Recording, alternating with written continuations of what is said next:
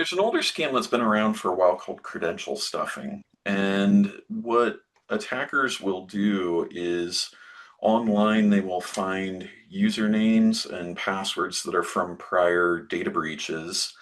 And what they'll do is they will try that username and password or variants of that password on different sites. And a lot of people will use the same username or email address across a variety of different sites. And if the attacker just gets lucky and they do this enough, they will find where an account name and password is reused. And even if it's not an exact password, what they can do is there's tools that allow them to make guesses. So, if your password starts with New York and has 25 at the end, that might be like the year. It would be reasonable to have a script or tool that just increments it by one. So then it would do New York 26. Hmm. Is this something that like AI is helping them to do that even faster or easier? Not really. So AI Okay. it does help a bit, but these tools have existed for well over a decade at this point. The only thing that AI really helps is if you're more of a junior level attacker, it can help get you up to speed a bit quicker. Gotcha. So in my case, what I thought was interesting is like I'm pretty sure that I don't have an American Airlines login per se, because it's not like I'm booking flights all the time. But for sure I have flown with them in the past. So is it possible that they would have been able to then access that somehow and that would give them access to my email and my credit card? Yeah, that's the bit where there's a little bit of a mystery to tug at there. My guess, and really the only one that would know this is American Airlines, Yeah. is my guess is that you basically have some sort of like a stub account that by default gets set up when you do any kind of booking. And as long as, because the same information that you use on other flights is going to be there when you go to do your booking. That comes from somewhere, and that's likely the airline tracking it. Oh, interesting. So they kind of keep these kind of like hidden accounts, so to speak. That would be my guess. In fact, I'm willing to bet if a neat experiment would be to go to American Airlines site, put Hmm. your email address in and do a I forgot my password, and they probably have like an account that was instantiated for you, even though you've never really used it. There's like kind of like a skeletal account that's used to track the information. Hmm. Wow. And you mentioned that my information may have been out there from like a data breach. Mhm. I feel like in the past 10 years, everyone has gotten Oh their yeah. information breached by some company at some point, right? 100%. Yeah. Myself included. I've Hmm. been the victim of at least seven breaches at this point now. So Yeah. it happens to us all, unfortunately. So what should people do Mhm. in any of this situation if they find out, like for me, I'm like, do I need to change all my passwords? I don't know. Yeah, it gets to be a real pain in the butt, if I'm honest. Hmm. There's a couple things that you can do that will help. One item that you can do is get like credit monitoring from the different credit monitoring agencies, and that will prevent people from taking out loans or credit cards in your name that you don't know about.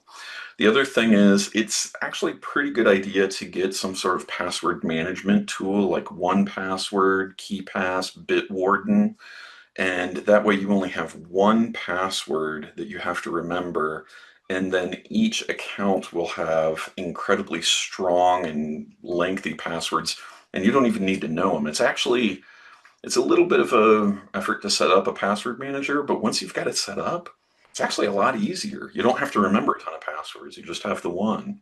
Yeah, you have like a password to get into that account, and then what you like copy and paste the passwords when you're Yep. logging into other stuff.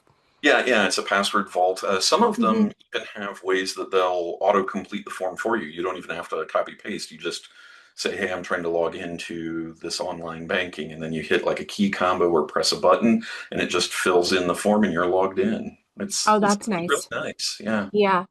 And what about, because you mentioned the breaches, what should people do when they get a notification that their data has been breached?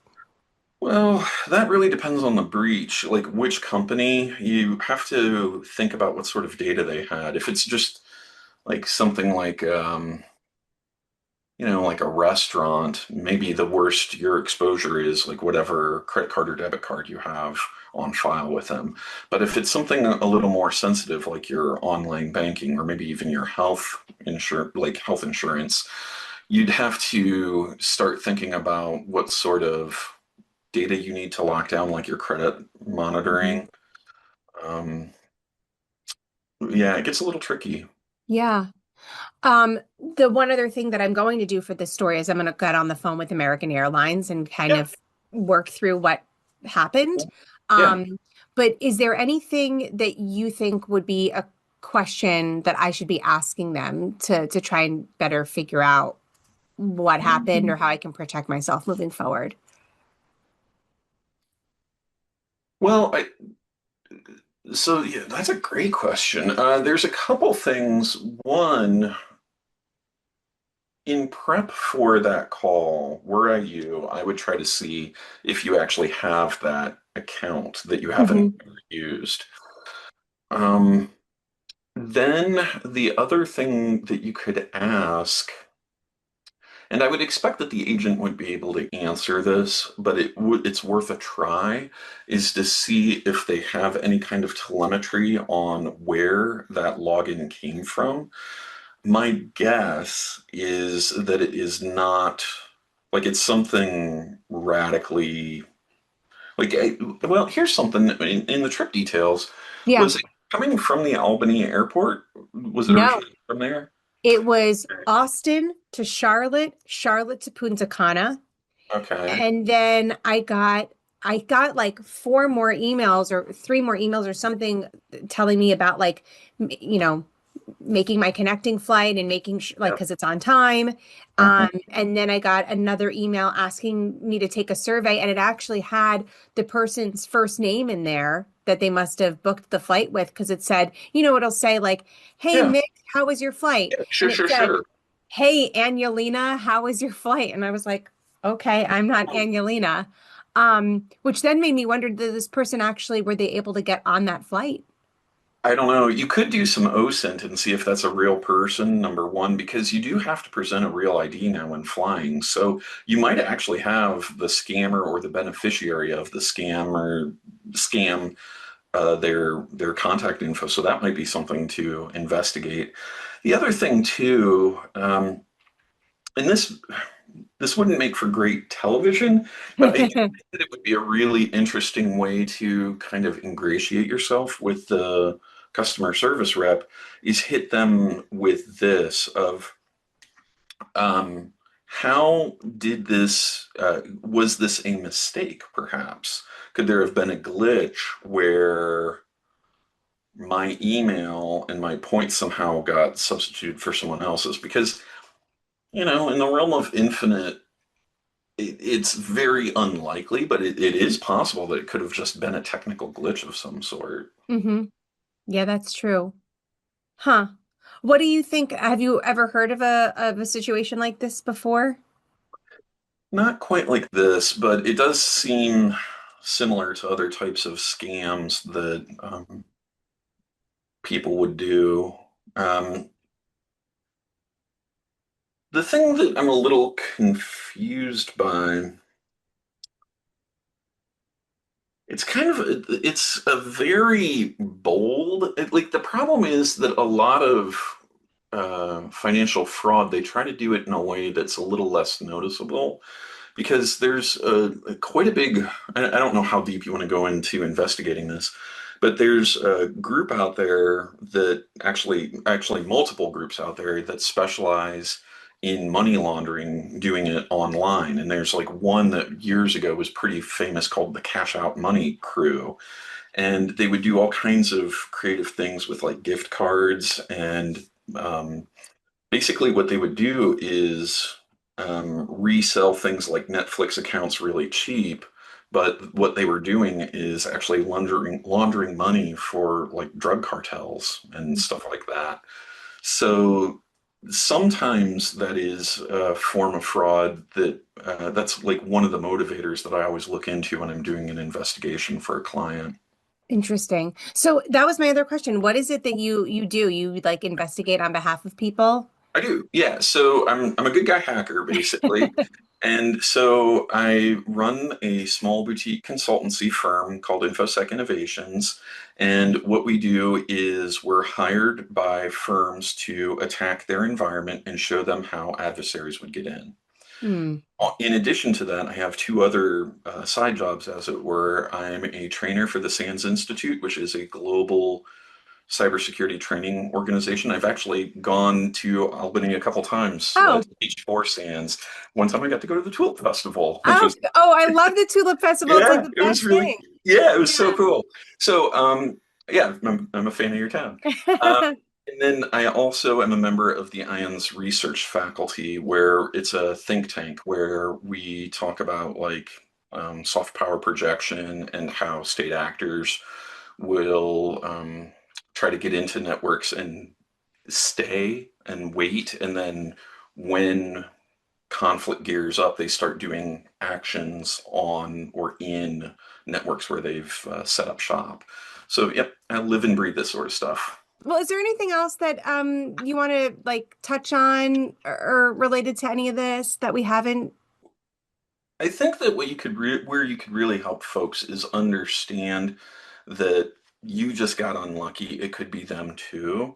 Hmm. And these sorts of things are crimes of opportunity, usually. I mean, there are situations where it is very targeted against you and only you, Yeah. but this doesn't smell like that. Usually, a more targeted attack is a series of sequences and it's ongoing. This sounds like a one-off. So I think that what you should do is tell people that, it's not a moral failing. You don't need to panic. Most banks, most like airlines, most companies that do business on the internet almost, I don't want to say expect a certain degree of fraud, but they're not surprised. And so if you take a proactive approach and monitor your credit, monitor how your mileage, your points, whatever are with your various online accounts, you're usually able to detect these sooner rather than later. And the earlier you can notify the group that got impacted, usually you will have a better resolution. It's only after you come back, like months after the fact, that they're like, "Come on, man! Like it's been a Yeah. year. Why? What are we Right. doing about?" Right. Attackers. This is how this credential stuffing works that I was talking about earlier. Attackers will monitor parts of the internet, or in some cases, the dark web, for account dumps, is what they're called, and it'll have the username or the email address, and if possible, the plain text of the password that was used. And then what the attacker will do is, using tools, they will, like a script, they will try that username and password on different online banking, ticketing systems, in your case, American Airlines. Right. And my guess is that that email address and a password were reused, or at least close enough that they got lucky and Yeah. were able to make a modification of that password. Yeah. Wow. Wild.